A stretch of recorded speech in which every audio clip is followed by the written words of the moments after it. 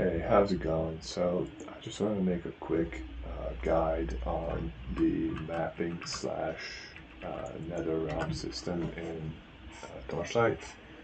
I know this is kind of a hot topic amongst the community of what you should be farming and what's the best strategy. So I'm just gonna show you guys what I've been doing and what's been working for me. Now I mainly farm these Elementiums, the most expensive currency, and then flame sand, embers. I've been using a lot of these, so uh, yeah. So basically, what I do is I'll show you guys my deck. Uh, these are the cards that I use, and basically the idea is that you buff pack size, aka extra groups of magic and normal mobs as much as you can. So I put all three of those cards in. So you would ideally do these pack size cards in the beginning of your 5 card rotation, so that it applies to each and every one of the subsequent maps, right?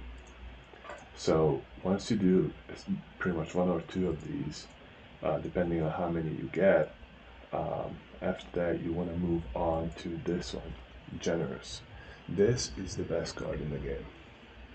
Now the reason this is so good is because it has a chance to turn essentially flame sand, which is the purple fuel currency, into Elementium, which is uh, the orange fuel currency, right? So that's why it's so good, and there's a 14% chance to do that. But there's only 2 inheritance stacks on this, so what that means is that you have to do this on the 3rd map of the rotation in order to get the first one and then the 2 inheritance ones after that. And then once I did do the 3rd map, after that I pretty much just go for as much rarity as I can. Maybe go for this one too, because it converts some gear into flame fuel, which then can be upgraded into generous.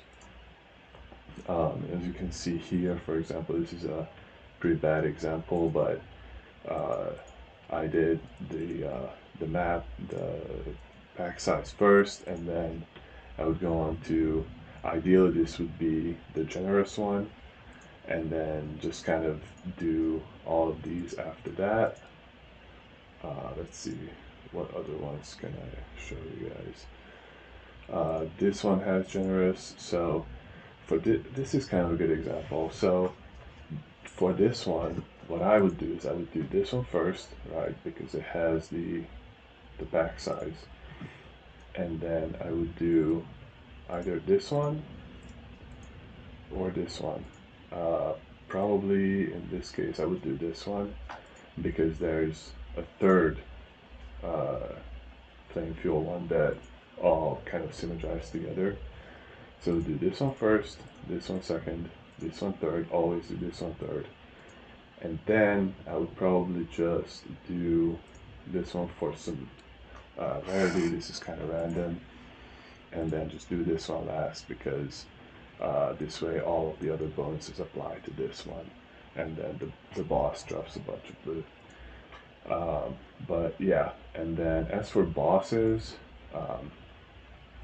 my general rule of thumb for bosses is that pretty much just kill them whenever they you have access to them, except for the harder bosses. Now, I do Thunderwake's Watcher because it's a pretty easy one, but this one, I hate doing this one because it one-shots you. It has like 5 different shotgun mechanics, and playing melee, this is really kind of frustrating. And the same as this one. This one's the worst boss in the game, by the way. I hate that one. So I don't do those ones. I do Traveler. I think this one's worth doing. It's not too difficult. As for this guy, I can't really kill it yet. I'm only at like 20 million DPS, so I still need to get some more damage. Let's see what else. Yeah, as far as this goes, Turbulence. what you can do is, now this is kind of high level.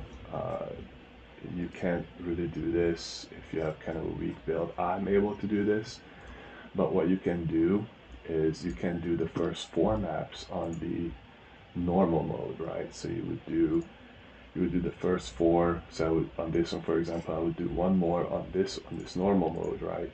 Maybe I would do this one, and then after that, I would switch over, right?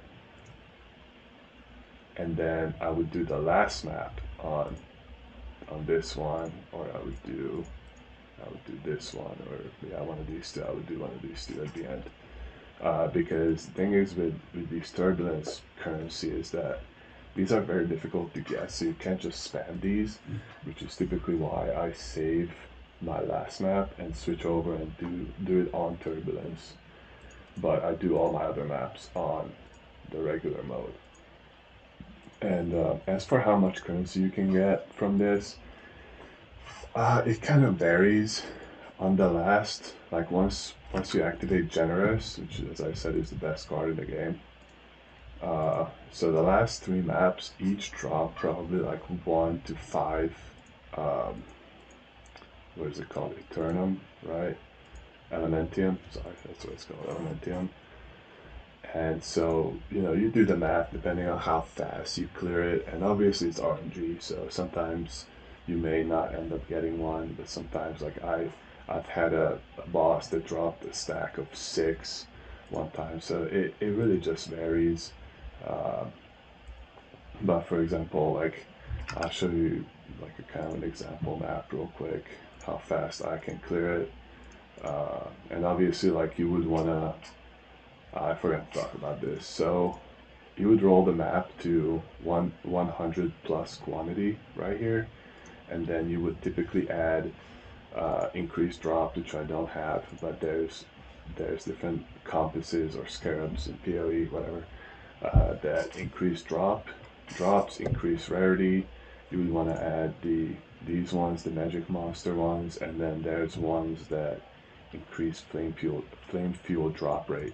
Those are the ones that you need to add pretty much. You can also add some of these unique ones if you want, but those don't really matter. Um, Now, one thing you can do, and this is something that I've done, is get an item with explode. So I have this weapon right here. Now this is probably, with the 75% explode, it's probably like 50 to 75 Elementium, so it's pretty expensive, but yeah, it shouldn't be too bad overall. So as you can see, my clear speed is pretty fast. I can kind of just like radish through this real quick. Obviously I'm using the best build in the game, because why wouldn't I? Also love to spin to win, or spinning to win, whatever, however you want to say it. Uh, but yeah, I mean, this is not a very good example, obviously, because of the fact that I don't have Generous on these maps. I just kind of want to show you guys my clear speed. Flame Sand, might as well pick that up. But yeah, I mean, and I would typically, as for the currency, uh, or what's it called, the League mechanic, the V press, void mob things, I would typically summon that with the boss. Uh, Now I can also pad damage by just exploding on the boss, so it's pretty chill. And as for the other League mechanics, there's the God of Machines, God of Might, God of War, and God of the Hunt. The worst one is God of Might. You only want to do God of Might if the reward type is uh, anything but weapons and armor, and then you want to do all the other ones. You can, if you want, you can skip God of Machines if it's too hard for you, because it does have quite a bit of health. Like the mobs have quite a bit of health, and you also have to kill like 1+ bosses in that. But God of the Hunt is very good, and God of War is obviously very good. It's kind of like Delirium in PoE.